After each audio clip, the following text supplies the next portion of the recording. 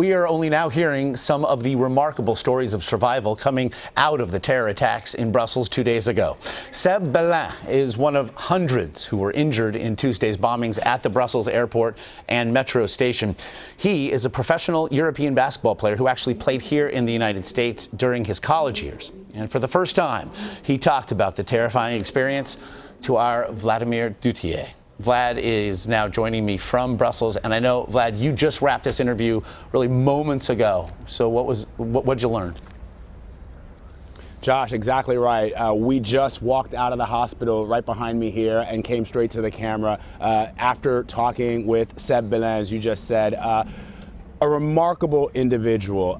He explained to us in detail where he was, what he saw, what he heard when those explosions rocked the Brussels airport. And he described for us the feeling of looking down and seeing all of the blood and looking down and not seeing his legs. This is the way he described it to us.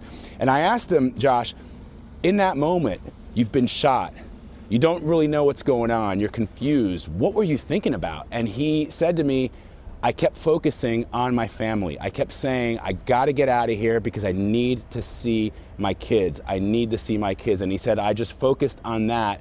And that is what got me through all of this. He's like, I believe that wholeheartedly, that's what got me through this. And it was just, you know, emotional for all of us in the room to hear him talk about that. And as we were talking, Josh, it's also interesting. He's watching television, and all he's seeing over and over again are these images replaying of video from the airport, from the metro attack. And he said to me, you know, I just don't know why I'm here, and I made it, and so many others didn't. And I want to just play a little bit more of what he had to say. So, yeah, I mean, everything's so real, you know, so from the explosion, from the gunshot, from all those things that happened, I just really haven't, I guess the gratitude is what I feel the most about how I made it. Remarkable stuff. Did he describe any type of feeling as though something was going to happen to him that day? You know, that's a great question.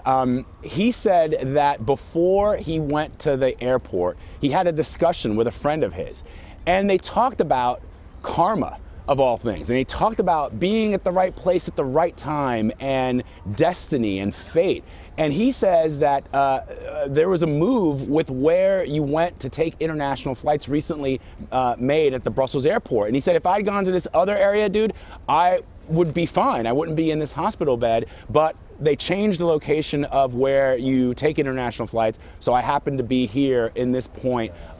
He talked about an individual who helped drag him out of the airport and into the triage area and helped him wrap something around his leg. But what I was struck by, Josh, is, and you know this very well from your coverage of sports, he's an athlete, and he's a big guy. And as soon as I walked in there and I saw him, I'm like, this guy, not only was he thinking about his family, I think all of that as an athlete, as a sportsman, the drive to succeed, the discipline that it takes to get yourself out of sticky situations, no matter what they happen to be, I feel like a large part of that played into his survival. But he's just happy to be here. And he also, one thing he said to me at the end is he wants to be strong for Belgium. He's actually a Belgian citizen. He has dual nationality with Brazil and Belgium. And he said, you know, a lot of people are talking about Belgium right now, and I want to be strong for them. I want everybody to know how wonderful my country is. And I'm not blaming anybody. I'm not blaming any one group. I'm not blaming any kind of failure in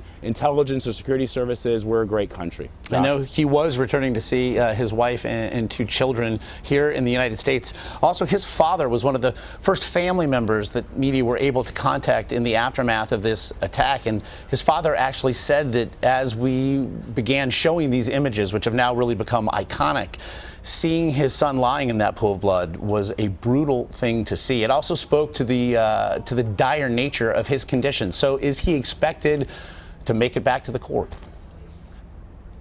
You know, that's a great question. We didn't talk a whole lot about that partly because the hospital staff asked us not to talk a whole lot about that one particular subject. And you know, we didn't want to. He did say something interesting. So we talked about his father, and he said to me, I said, you know, dude, so many people are rooting for you all around the world. And he goes, how do they know about me? Why do they know about me? And he goes, is it that picture?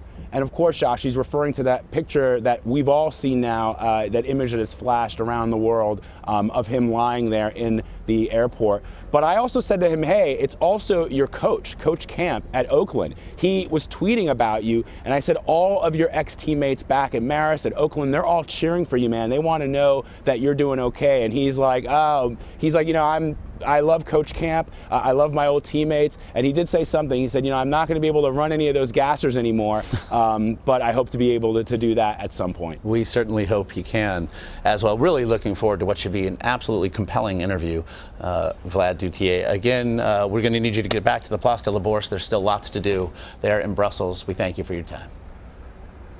All right, Josh, thank you.